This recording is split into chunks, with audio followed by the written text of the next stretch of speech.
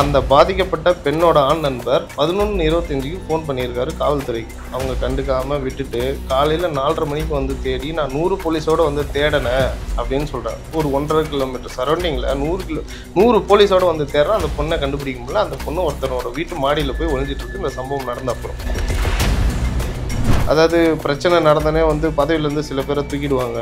திரும்ப இன்னொரு பிரச்சனை நடக்கும்போது சைலண்டாக பதவி திரும்ப கொடுத்துருவாங்க.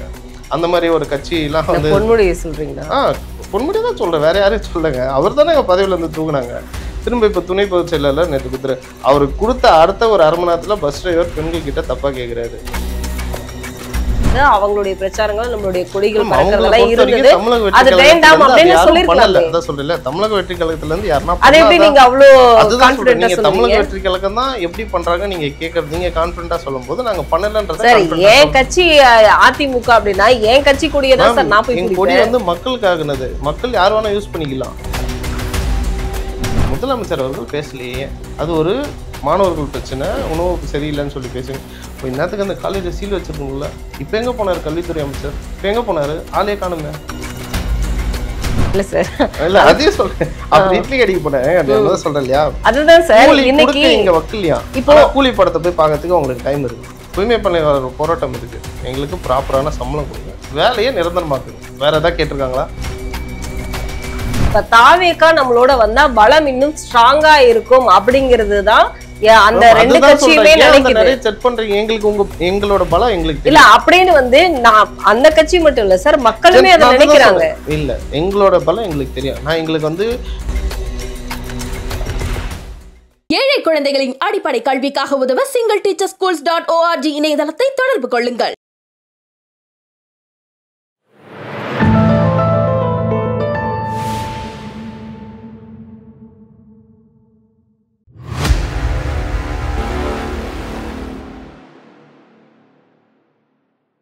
தாமரை டிவி நேயர்களுக்கு அன்பான வணக்கம். இன்று நமது நேர்காணலில் சிறப்பு விருந்தினர் தமிழ்நாடு இளைஞர் கட்சியின் மாநில துணை செயலாளர் கோகுல் அவர்கள் நம்முடன் இருந்திருக்கிறார். சார் வணக்கம் சார். விஜய் அவர்களுடைய பேச்சு பெருசா சுவாரஸ்யமா இல்லை அப்படின்னு வந்து எல்லார்கிட்டயுமே ஏதாவது பேசுவாரு, எதையாவது சொல்லுவாரு அப்படின்னு எதிர்பார்த்தாங்க. ஆனா டிஎம்கே மேல இருந்த வன்மத்தை அவர் தான் கொட்டி தீர்த்திருக்காரு அப்படிங்கிற மாதிரியான பேச்சுக்கள் இப்ப வருது. அதுல வந்து பாத்தீங்க அப்படின்னா வைகோ அவர்களுடைய பேச்சு காணல் நீராய் போகும் விஜயனுடைய நம்பிக்கையும் வார்த்தைகளும் அப்படின்னு சொல்லியிருக்காருங்க சார். இன்னொரு விஷயம் என்ன அப்படின்னா ரவிக்குமார் விசிகேல இருக்கக்கூடியவர் ரவிக்குமார் சொல்லியிருக்காரு அவரோட பேச்சுக்கள் வந்து சரியா இல்லை. அது மட்டும் இல்லாம ஸ்டாலினை பேசுறதுக்கு விஜய்க்கு என்ன தகுதி இருக்கு, தகுதியே இல்லாதவன்லாம் பேசலாமா அப்படின்னு சொல்லியிருக்காங்க. வைகோவும் சொல்லியிருக்காரு ஒரு பேப்பர்ல வந்து கப்பல் எழுதி கப்பல் செஞ்சு அதை வந்து கடலை தாண்டலான்னு நினைச்சிட்டு இருக்காரு இவரு அப்படின்லாம் வந்து சொல்லியிருக்காருங்க சார். நீங்க எப்படி பாக்குறீங்க? ஏன்னா அதிகமா பேசாத ஒரு தலைவர்கள் இவங்க. இல்ல அதாவது நேற்று விஜயன் அவர் பேசும்போது பாத்தீங்கன்னா அவர் ஒரு வன்மத்தை கக்குறாருன்னு சொல்லி எல்லாருமே சொல்றீங்க இல்லையா? அவர் டிஎம்கே மேல இருக்க வன்மத்தை சொல்லலை. அவங்க டிஎம்கே மக்களுக்கு பண்ண ஒரு அநீதியை வந்து அவர் எடுத்து வெளிக்காட்டுறாரு, அவ்வளோதான். ஸோ நேற்று அதான் 41 நாள் கழிச்சு அவர் ஒரு மேடைக்கு வந்திருக்காரு. நேற்று ஒரு துயர சம்பவம் நடந்திருந்தது. அந்த சம்பவத்துலேருந்து மீண்டு அவருக்கு அது ரொம்ப பெரிய பாதிப்பு, பர்சனலான அவருக்கு லாஸ் அது. ஸோ உடனே வந்து எப்படி பர்சனல் லாஸும் கேட்காது. ஏன்னா அவர் குடும்பத்தில் ஒருத்தராக தான் அவங்க எல்லாருமே பார்க்குறாரு. அவரும் அவங்க குடும்பமாக தான் பார்க்குறாரு. ஃபர்ஸ்ட் ஆஃப் ஆல் இப்போ பேசின எல்லா வாய்க்காலுமே சொன்ன மாதிரி விசிகேல சொல்ற ரவிக்குமார் அவர்கள் சொன்ன மாதிரி என்ன தகுதி வேணும்ன்றது ஃபர்ஸ்ட் எங்களுக்கு தெரியல. என்ன தகுதி வேணும்? ஸ்டாலின் அவர் பேசுறதுக்கு என்ன மாண்புமிகு திரு முதலமைச்சராக இன்னைக்கு இருக்காரு. அவர் இருந்து தமிழ்நாட்டில் எவ்வளவு பிரச்சனைகள் இன்னைக்கு நடக்குது பாத்துருக்கீங்க. 75 ஆண்டு காலம் வந்து களத்துல இருக்கக்கூடிய 75 ஆண்டு காலமா களத்துல இருக்க கட்சி இந்த ஆட்சி பண்ணிருக்காங்க. அதுதான் சொல்றேன், 50 வருஷமா ஆட்சி பண்ணியிருக்காங்க. மாத்தி திராவிட கட்சி பண்ணியிருக்காங்க. இந்த 50 வருஷமா பண்ணதுல அவங்க என்ன முன்னேற்றத்தை கொடுத்துட்டாங்க, மக்களுக்கு என்ன ஒரு அரசியல் மயம் ஆக்கியிருக்காங்கன்றதான் என்னோட கேள்வியா இருக்கு. இப்போ இலவசம் கொடுத்து எல்லாரையும் ஏமாத்திட்டாங்க. இவங்க ஒரு இலவசம் கொடுத்தா இவங்க ஒரு இலவசம் கொடுப்பாங்க. இந்த மாதிரி மாத்தி மக்களை வந்து முட்டாளாக்கி அவங்களுக்கு அடிமையாக்கி மன்னராட்சி தான் இங்க நடந்திருக்கு. இப்ப இலவசமே கொடுக்க கூடாதுங்கிறீங்களா? மக்களோட வரி பணத்துல இருந்து தானே செலவு பண்றாங்க. இலவசம் எது கொடுக்குறீங்க? அதுக்கு வேலை வாய்ப்பு கொடுங்க. மக்கள் யாருமே உங்ககிட்ட இலவசம் கேட்கல. இது வரைக்கும் இலவசமா எதாவது கேட்டீங்களா? எப்படி 1000 ரூபாய் இப்போ பெண்களுக்கு கொடுத்தீங்க, அதை சொல்லி காட்டினீங்க. அப்புறம் ஓசியில் பஸ்ஸில் போறியான்னு சொல்லி டிக்கெட் ஃப்ரீயாக கொடுத்துட்டு ஓசியில் பஸ்ஸில் போறியான்னு கேட்குறாங்க. நேற்று ஒரு பஸ் டிரைவர் வந்து ஆபாசமாக பேசுகிறாரு ஒரு பெண் தூய்மை பணியாளர்கிட்ட. ஸோ அப்போ இதெல்லாம் எந்த ஆட்சியில் எந்த இதில் எடுத்துகிட்டு போய் வைக்க பேசுறது? இதுக்கெல்லாம் அவங்க பதில் சொல்ல மாட்டாங்க. விஜய் அவர்கள் வன்மத்தை கற்கிறார், காணல் நீராக போகும், அந்த மாதிரி கப்பல் விட்ட இது பேப்பர் கப்பல் வந்து தண்ணியில் விட்ட கதையெல்லாம் பேசுகிறாங்களே. பெண்களுக்கு பாதுகாப்பே இல்லாமல் இருக்குது இன்றைக்கி தமிழ்நாடு. இதுக்கெல்லாம் யாரும் குரல் கொடுக்க மாட்டாங்களே. பெண்கள் பாதுகாப்பாக இருக்காங்களா தமிழ்நாட்டில்? இல்லை சார், நீங்களும் ஒரு பெண் தான், நீங்கள் பாதுகாப்பாக இருக்கீங்களா? இல்லை சார், நான் என்ன கேட்குறேன்னா, இப்போ கோயம்புத்தூர்ல நடந்த இஷ்யூல இமீடியட்டா வந்து ஆக்ஷன் எடுத்திருக்காங்க. இப்போ ஏன்னா அவங்களோட ஆட்சி தான் இருக்கு, ஆனா ஆக்ஷன் எடுத்துட்டு தானே இருக்காங்க. இமீடியட்னா எப்படி மேம்? சம்பவம் நடந்து பெண்ணுக்கு எந்த பாதிப்பும் இல்லாமல் எடுத்துட்டாங்களா? இல்லை இமீடியட் ஆக்ஷன் சொல்கிறீங்க, அவங்கள நீங்கள் சொல்ல பொதுவாகவே போலீஸ் டிபார்ட்மெண்ட்லேருந்து வர நியூஸ் தான். நாங்கள் இமீடியட்டாக ஆக்ஷன் எடுத்தோமே. அந்த பாதிக்கப்பட்ட பெண்ணோட ஆண் நண்பர் 11:25 ஃபோன் பண்ணியிருக்காரு காவல்துறைக்கு. அவங்க கண்டுக்காமல் விட்டுட்டு காலையில் 4:30 மணிக்கு வந்து தேடி நான் 100 போலீஸோடு வந்து தேடினேன் அப்படின்னு சொல்கிறேன். ஒரு 1.5 கிலோமீட்டர் சரௌண்டிங்கில் 100 போலீஸோடு வந்து தேடுறேன். அந்த பொண்ணை கண்டுபிடிக்க முடியல. அந்த பொண்ணு ஒருத்தனோட வீட்டு மாடியில் போய் ஒளிஞ்சிட்டு இருக்கு. இந்த சம்பவம் நடந்த அப்புறம் ஒளிஞ்சிட்டு இருக்கா, பயந்து ஒளிஞ்சிட்டு இருக்காங்கன்னா பயந்து ஒளிஞ்சிட்டு இருக்காங்க. லைக் எப்படின்னா பாதிக்கப்பட்டுட்டாங்க. அவங்க ஆதரவு தேடி ஒரு இடத்துக்கு போகிறாங்க. அங்கேருந்து குடியிருப்புகளை பூந்து வீடு தட்டி உள்ளே போய் உட்காந்துருக்காங்க. இங்கே எங்கே வந்து உடனே வந்து நடவடிக்கை எடுத்திருக்காங்க. இந்த 4.5 வருஷத்தில் தமிழ்நாட்டில் எத்தனை அடல்ட் ட்ரிப் நடந்திருக்கு தெரியுங்களா? 1764 பெண்கள் பாதிக்கப்பட்டிருக்காங்க தமிழ்நாட்டில் இந்த 4.5 வருஷத்தில். இந்த 50-60 வருஷம் விட்டுருங்க, இந்த 4.5 வருஷம் கதையை பேசுங்க. அப்போது நீங்கள் முதல் பெண் பாதிக்கப்போடு நீங்கள் வந்து ஒரு இதே ஆக்ஷன் எடுத்திருந்தால், இப்போ நீங்கள் சொல்கிறீங்களே நான் உடனே ஆக்ஷன் எடுத்தேன், சுட்டு பிடிச்சேன் அப்படிலாம் சொன்னீங்களே. சுட்டு பிடிச்சதுக்கு ஒரு நியூஸ் கூட வரல. நீங்கள் தான் சொல்கிறீங்க, நாங்கள் பார்க்கலையே. ஒரு மீடியா சேனல்லையாவது நீங்கள் பார்த்தீங்களா? சுட்டு பிடிச்ச குற்றவாளிக்கு பாதிக்கப்பட்ட குற்றவாளி அவங்களுடைய முகத்தை யாருமே இன்னும் பார்க்கல, யாருமே காட்டவே இல்லை. அவங்களுடைய பேரே மாத்தி சொல்றாங்க. அதாவது பாதிக்கப்பட்ட பெண்ணோட மூஞ்சை வந்து காட்டாமல் இருக்கலாம், பேரை மாற்றி சொல்லலாம், ஒரு நியாயம் உண்டு. அது தமிழ்நாடோட பாரம்பரியம்னு வச்சுக்கோங்க. இங்கே குற்றவாளியாக இருக்க அந்த 3 பேரோட மூஞ்சை காட்டுறதுக்கு என்ன பிரச்சனை? காட்டலாம்ல. நீங்கள் உண்மையிலே இப்போ சுட்டு பிடிச்சிங்கள காட்டலாம்ல. ஏன்னா தமிழ்நாடுக்கு தெரியும்ல இவனுங்க ஒரு குற்றவாளின்னு தெரியணும்ல. அப்போது முதல் பெண் பாதிக்க போதே நீங்கள் ஒரு கடமையான நடவடிக்கை எடுத்திருந்தா இவ்வளோ பிரச்சனை நடந்திருக்கால. பாக்கி இருக்க 1763 பெண்கள் பாதிக்கப்படாமல் இருப்பாங்களே. ஒரு பெண் பாதிக்கும் போதே நீங்கள் கடமையான ஒரு தண்டனைகள் அதிகமாக தான் குற்றங்கள் குறையும்னு சொல்லி இது ரொம்ப நாளாக சொல்லிகிட்டு இருக்க ஒரு பழமொழியாக தான் எல்லாருமே பார்க்குறாங்க. ரொம்ப பழைய காலத்துலேருந்து சொல்கிறாங்கன்னு வச்சுக்கோங்களேன். ஆனால் இங்கே தண்டனையே கொடுக்க மாட்டுறாங்களே. அப்போது இப்போ இவங்களாம் எங்கே போயிட்டாங்க? விஜயண்ணா பேசலை. விஜயண்ணா கரூர் சம்பவத்துக்கு அப்போ ஓடி போய் ஒழிஞ்சிக்கிட்டாரு. தாவேக்கா 15 நாள் ஓடி போய் ஒழிஞ்சிருச்சு. இன்னும் என்னென்னமோ பேசிட்டாங்க. ஃபஸ்ட்டு ஒரு 15 நாள் ஓடி போய் ஒழிஞ்சிச்சுன்னு பேசினாங்க. அடுத்த 15 நாள் கூட்டணிக்கு அவங்களே வந்து செட் பண்ணிட்டாங்க. அதாவது தமிழக வெற்றி கழகமும் கூட்டணி பற்றி பேசலை. தமிழக வெற்றி கழகத்தோட கூட்டணிக்கு இவங்களே பேசி ஒரு முடிவு பண்ணிட்டாங்க. அப்போ பேசின வாயிலாம் எங்கே போச்சு? அதிமுகவை சொல்கிறீங்க? ஜென்ரலாக சொல்கிறேங்க. திமுகவே வச்சுக்கோங்களேன். மீச மாமா எங்கே போனார்? ஒரு சட்டையை கழட்டி ஓட விட்டு அடிக்கணும்னு சொன்ன மீச மாமா எங்கே போயிட்டார்? இப்போ அவரெல்லாம் பேசலையே. இப்போ பெண்ணும் பாதிப்பு தானேங்க. தமிழ்நாட்டோட கண்களே பெண்கள் தான் சொல்லுவாங்க. அப்போ அவங்க பாதிக்கப்பட்டிருக்காங்க. நீங்கள் எங்கே போனீங்க? இதுக்கெல்லாம் குரல் கொடுக்க மாட்டீங்க. வைகோ அவர்களுக்கு மேலே வந்து பொதுவாகவே எங்களுக்கெல்லாம் மதிப்பு அதிகம். இளைஞர்களுக்கு ஒரு மதிப்பு அதிகம். அவர் இப்போ பேசுகிறாருன்னா சில அழுத்தங்கள் இருக்கலாம். அதை வந்து நம்ம வெளிப்படையாக பேச முடியாது. ஸோ அதனால் அவர் பேசிகிட்டு இருக்கு. ஆனால் நான் தான் வேட்பாளர், அதாவது நான் தான் தமிழகத்தின் முதல்வர் வேட்பாளர் அப்படின்னு தாவேக்காவிலிருந்து விஜயை வந்து தீர்மானம் நேற்று போட்டிருக்காங்க இல்லையா? இதில் ஜெயக்குமார் சொல்கிற விஷயத்த வந்து பார்த்திங்கன்னா, தன்னுடைய தலைவர் தனக்கான தனித்தன்மையை வெளிப்படுத்திக் கொள்வதற்காக அவர் வந்து முதல்வர் வேட்பாளர்னு சொல்லிக்கிறாங்க அப்படின்னு சொல்கிறாங்க.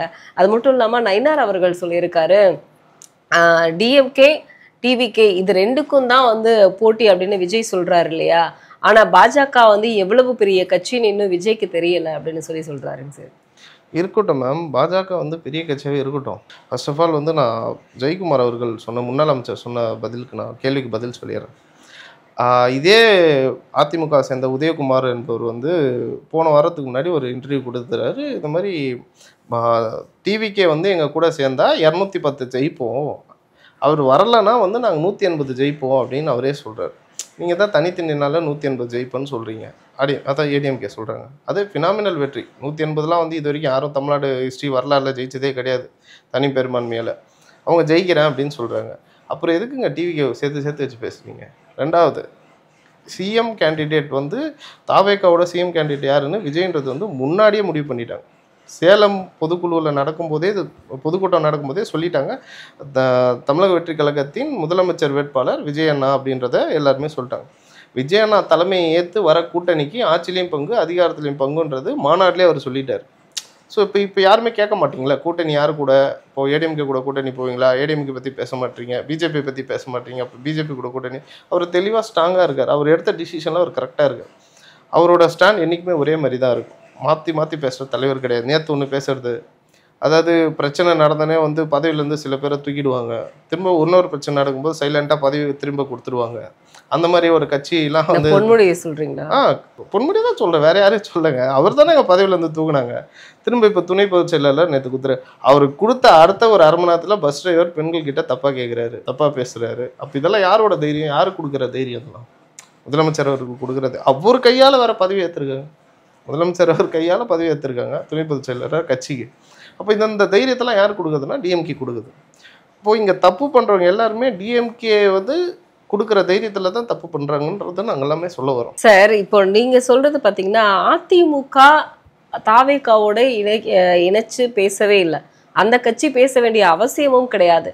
ஏன் அப்படின்னா அவங்க அப்போ இருந்தே வந்து பெரிய கட்சி. அவங்க அப்படி இருக்கிற பட்சத்தில் அங்கே கரூர் சம்பவத்தில் வந்து ரொம்ப சப்போர்ட்டிவா இருந்த கட்சிகள்ல பாஜகவும் அதிமுகவும் ஒண்ணு அப்படிங்கிறது அங்க இருந்த உங்களுடைய ரசிகர்களாக இருக்கட்டும் மக்களாக இருக்கட்டும் பார்த்தாங்க. அதனாலதான் அந்த அவர் போற பிரச்சார கூட்டத்தில் வந்து போஸ்டர் ஒட்டுறது, அது மட்டும் இல்லாம கொடி பிடிச்சது, இது எல்லாமே வந்து அதிமுக கிடையாது, தாவேகா தான் பண்ணியிருக்காங்க. தாவேகா தான் பண்ணியிருக்கான்னு ஏதாவது ப்ரூஃப் இருக்கா? சார் இப்போ இல்ல மேம், நான் என்ன கேட்குறேன், இந்த சம்பவம் நடந்தப்போ, கரூர் சம்பவம் நடந்தப்போ வந்து மாணவர் அணின்னு சொல்லி ஒரு அணி வந்து போஸ்ட் அடிச்சு ஒட்டினாங்க. ஞாபகம் இருக்குல்ல? 5 லட்சம் போஸ்ட் தமிழ்நாடு ஃபுல்லாக அடிச்சு ஒட்டினாங்க. இந்த மாதிரி வந்து விஜய் ஒரு கொலையாளி அப்படின்னு சொல்லி ஒரு போஸ்ட் ஒன்று அடிச்சு. அந்த சங்கத்துல இருந்து என்ன சொல்லிட்டாங்கன்னா, இதுக்கு எங்களுக்கு சம்மந்தம் இல்லைன்னு சொன்னாங்க. அப்போ இதுக்கு காரணம் தாவேகாவா? அவங்க சம்மந்தம் இல்லைன்ட்டாங்க. நீங்க கேட்ட கேள்விக்கு சொல்றேன். கொடி காமிச்சது போஸ்ட் அடிச்சதெல்லாம் சொல்றீங்க, ஓகே, நான் அக்செப்ட் பண்ணிக்கிறேன்.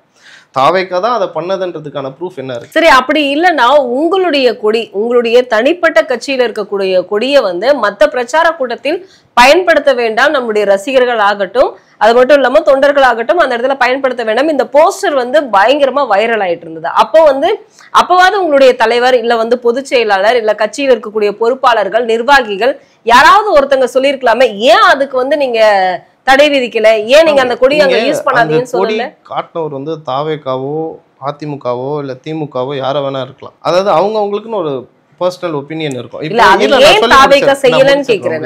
என்னோட பர்சனல் ஒப்பீனியன் எனக்கு ஒன்று இருக்கும். அதாவது இப்போ தாவேகா இவங்க கூட போய் சேர்ந்தா ஜெயிச்சிருவாங்க, இவங்க இந்த ஆட்சி அமைச்சிருவாங்க, திமுகவை காலி பண்ணிடுவாங்கன்றது என்னோட பர்சனல் ஒப்பீனியனா எனக்கு ஒரு சில ஐடியாஸ் இருக்கும். அந்த மாதிரி அந்த இடத்துல கொடி காட்டினவங்க யாரா வேணா இருக்கலாம். அவங்களோட பர்சனல் ஒப்பீனியன்ல ஏடிஎம்கேவோட முன்னாள் தொண்டனா இருந்திருக்கலாம், விஜயோட ரசிகரா இருந்திருக்கலாம் இப்போ.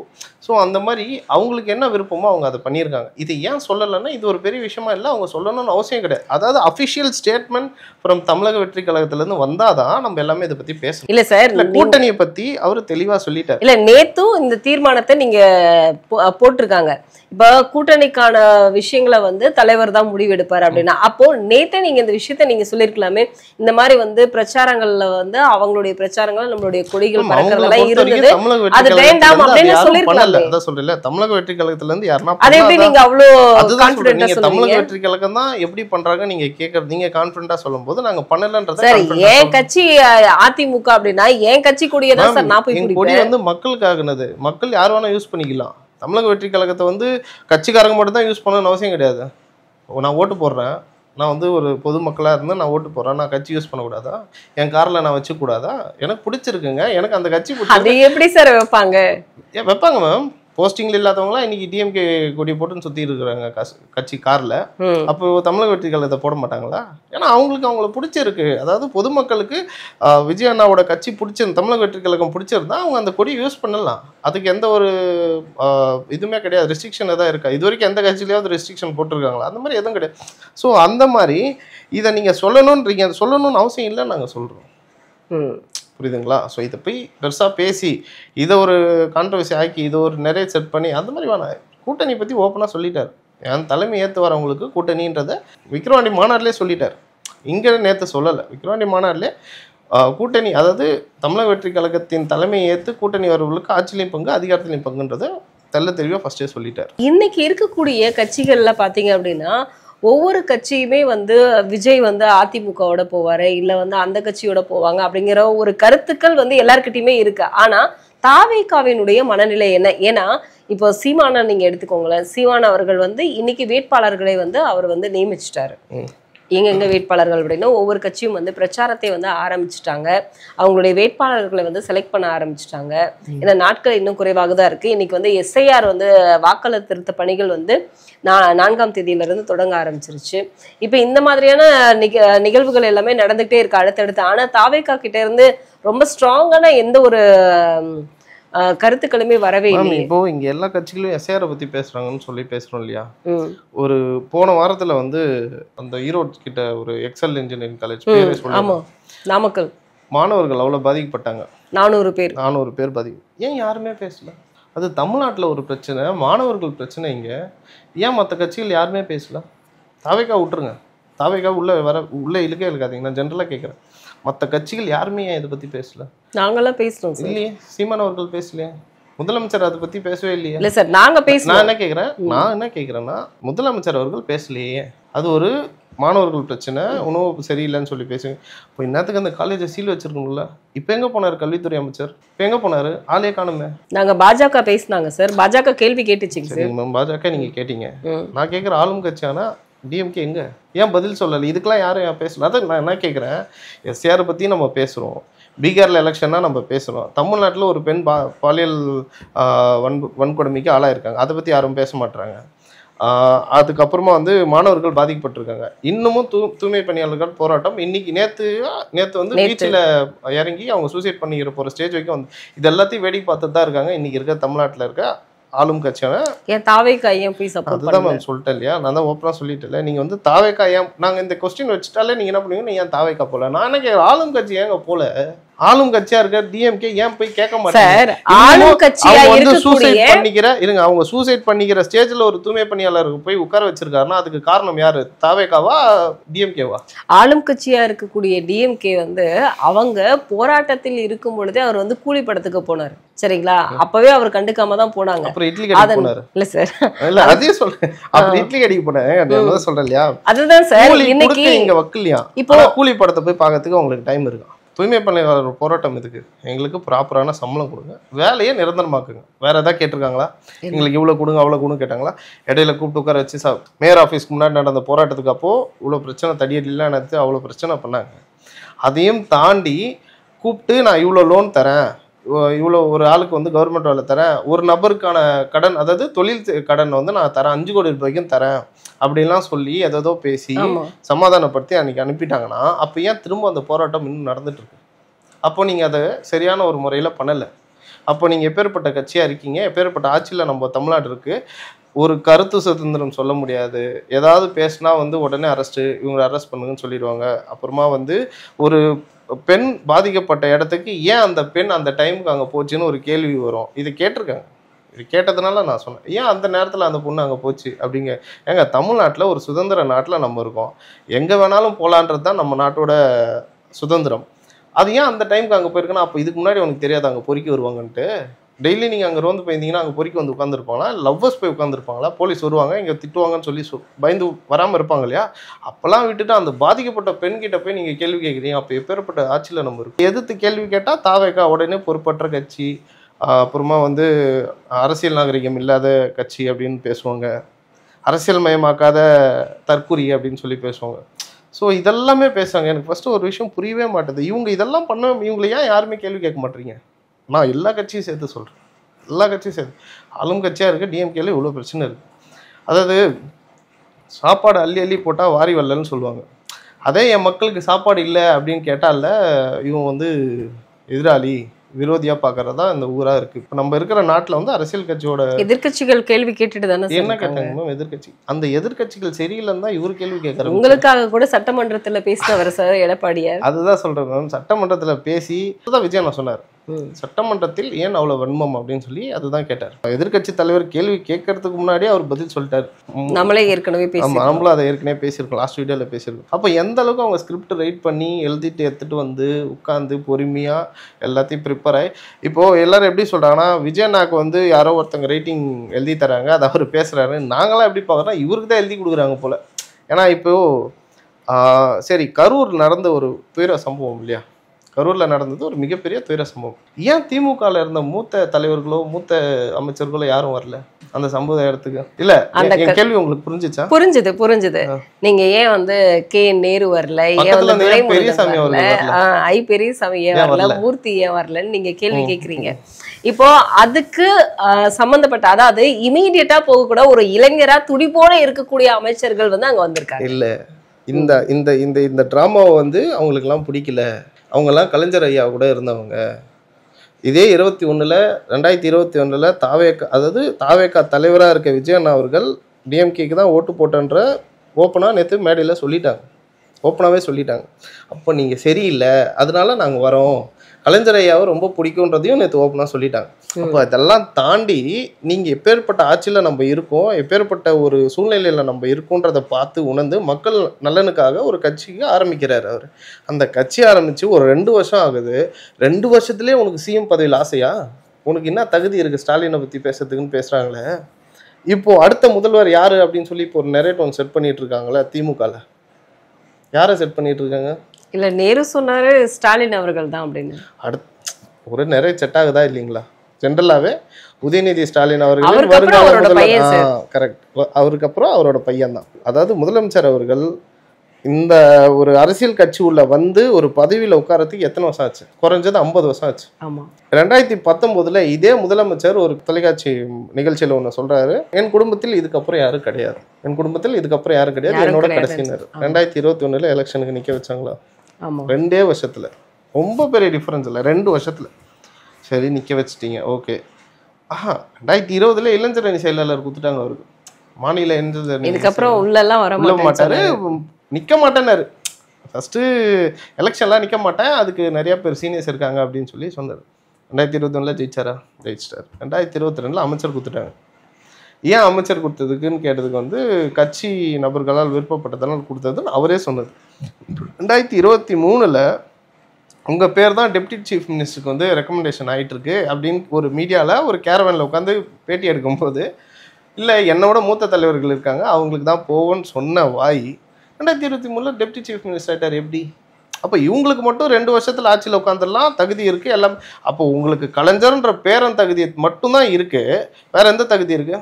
மக்கள் சேவையில் ஏதாவது இறங்கியிருக்கீங்களா நீங்கள்? இதுக்கு முன்னாடி 2020க்கு முன்னாடி ஏதாவது மக்கள் சேவை பண்ணியிருக்காங்களா?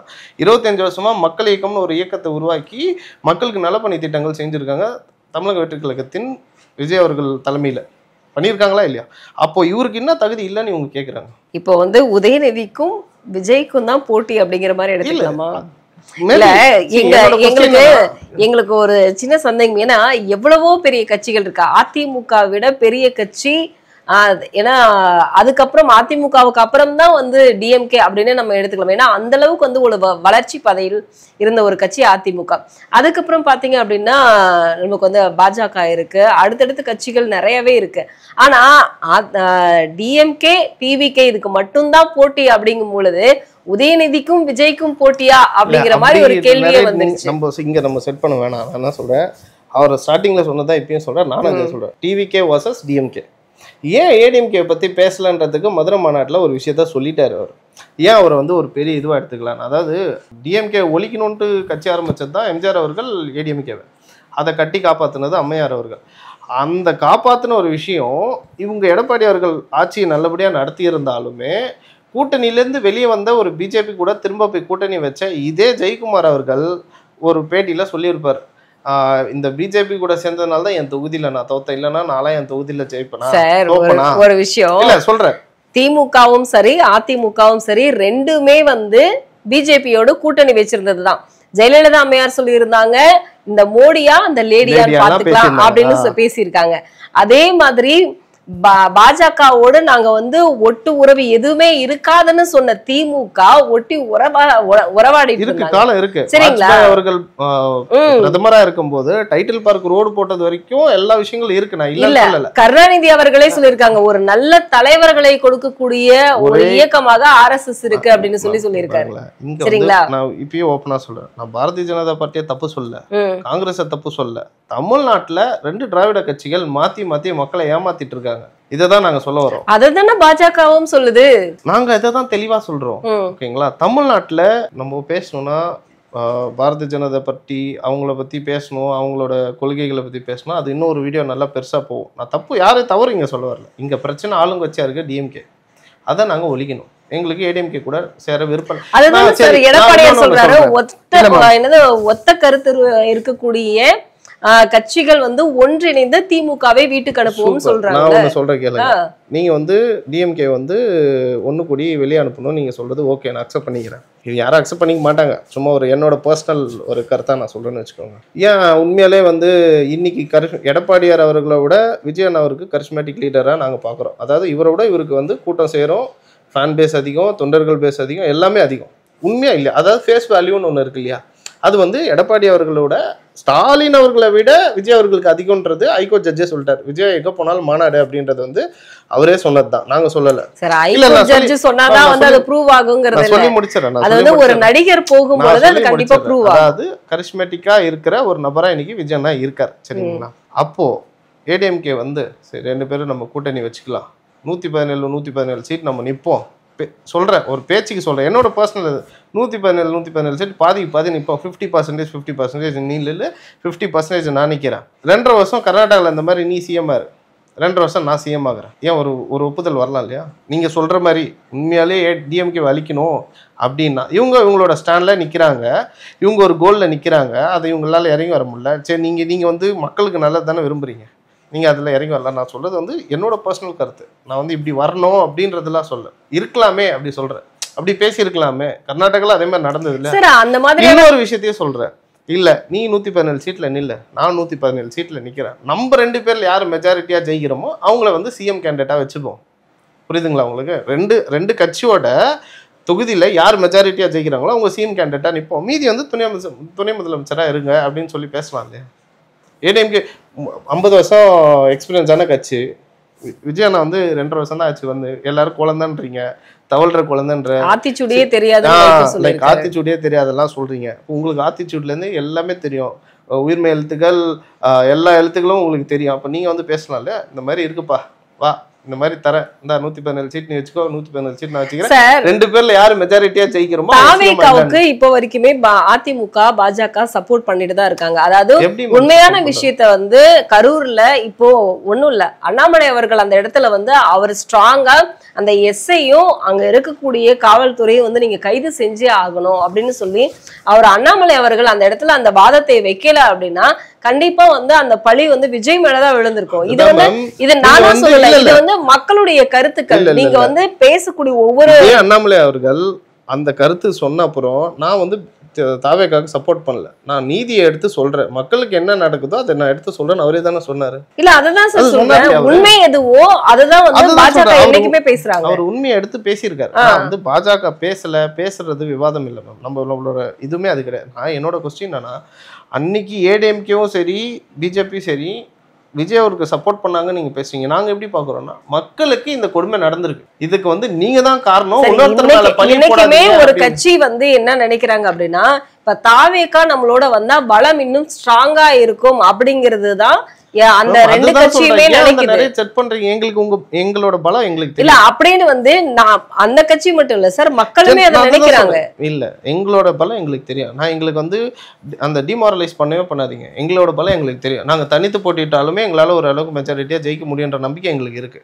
எங்ககிட்ட அந்த நம்பிக்கை இருக்கு. சீமான் மாதிரி விஜய் போயிடக்கூடாதுன்னு மக்கள் நினைக்கிறாங்க. சொல்றேன் இல்லையா, சீமான் அவர்கள் தனித்து நின்னாலும் அவர் பேசுனதுக்கும் இவர் பேசுனதுக்கும் வித்தியாசம். அவர் மாத்தி பேசுவார். திடீர்னு நாமகரி சாப்பிட்டோன்னு, அப்புறம் PK-47 அவருக்கு அதெல்லாம் தயவு செய்து இங்க பேசாதீங்க. அவரும் இவரையும் தயவு செய்து ஒன்னாவே சேர்க்காதீங்க. ஃபர்ஸ்ட் ஆஃப் ஆல் மைக்கை பிடிச்சி பாடுறதுனால 8% ஓட்டு வாங்கி வச்சுட்டு இன்னைக்கு அவர் அங்கீகரிக்கப்பட்ட கட்சியா இன்னைக்கு உள்ள உட்காந்துட்டு இருக்காரு. அவரே சொன்னதுதான், நாங்க சொல்ல, இது அவங்க அண்ணனே சொன்னதுதான். அதெல்லாம் தம்பிகள் கேட்டுட்டு தம்பிகள் அதுக்கும் ஆப்போசிட்டா பேசிட்டு இருக்காங்க இன்னைக்கு. ஸோ இதே சைக்கிளில் போய் டிஎம்கேக்கு ஓட்டு போட்டேன், கருப்பு சிவப்பு சைக்கிளில் போய் ஓட்டு போட்டு ஜெயிச்ச கட்சிகளும் இங்கே இருக்குது. இவரோட ஆதரவும் இருந்திருக்கு அந்த கட்சி. ஸோ இதெல்லாம் தாண்டி எங்கள் கூட யார் கூட்டணி இருக்காங்களோ இல்லையா, எங்ககிட்ட மக்கள் கூட்டணி இருக்குது. தன்னெழுச்சியாக வர மக்கள் கூட்டணி அதிகமாக இருக்குது. நேற்று இந்த பொதுக்கூட்டத்தில் ஒரு விஷயம் சொல்லியிருப்பார். இந்தமாரி அந்த நாமக்கல்லேருந்து கரூர் போயிட்டு இருக்கும்போது ஒரு இடத்துல நின்றுன்னு ஒரு காலேஜ்லேருந்து ஒரு 5000 பேர் ஓடி வந்தாங்க அப்படின்னு சொல்லி. அதில் 3000 பெண்கள். இன்றைக்கி பெண்களோட ஓட்டு அதிகமாக இருக்குது தமிழ்நாட்டில். பெண்கள் முக்கால்வாசி இன்றைக்கி விஜயனாவை நம்ப ஆரம்பிச்சிட்டாங்க. இவர் வந்தால் நம்மளுக்கு ஒரு சேஃப்டி இருக்கும். இத்தனை வருஷம் நம்பி தானேங்க ஓட்டு போட்டிங்க, டிஎம்கேக்கும் ஏடிஎம்கேக்கும் 50 வருஷமாக மாற்றி நம்பி தானேங்க போட்டிங்க. இலவசம் கொடுத்து அந்த கடனெல்லாம் எடுத்துகிட்டு வந்து யார் மேலே வச்சுருக்கீங்க? தமிழ்நாட்டு மக்கள் மேலே வச்சுருக்கீங்க. இலவசம் நாங்கள் கேட்கலையா? நீங்கள் 1000 ரூபாய் கொடுக்கறது வேணாம், நீங்கள் ஓசியில் பஸ்ஸில் எங்களுக்கு அனுப்புறது வேணாம், எங்களுக்கு பாதுகாப்பு கொடுங்க. பெண்களோட கேள்வி இதுதான். இன்றைக்கி எங்களுக்கு பாதுகாப்பு கொடுங்க. இதை எதிர்த்து தான் இவர் நிற்கிறார். கூட்டணி விட்டுருங்க, மற்ற கட்சியெல்லாம் போட்டோம், எதுவுமே வேணாம், எங்களுக்கு மக்கள் கூட்டணி இருக்குது. தமிழக வெற்றி கழகத்துக்கு மக்கள் கூட்டணி ரொம்ப பெரிய அளவு ஆதரவாக இருக்குது.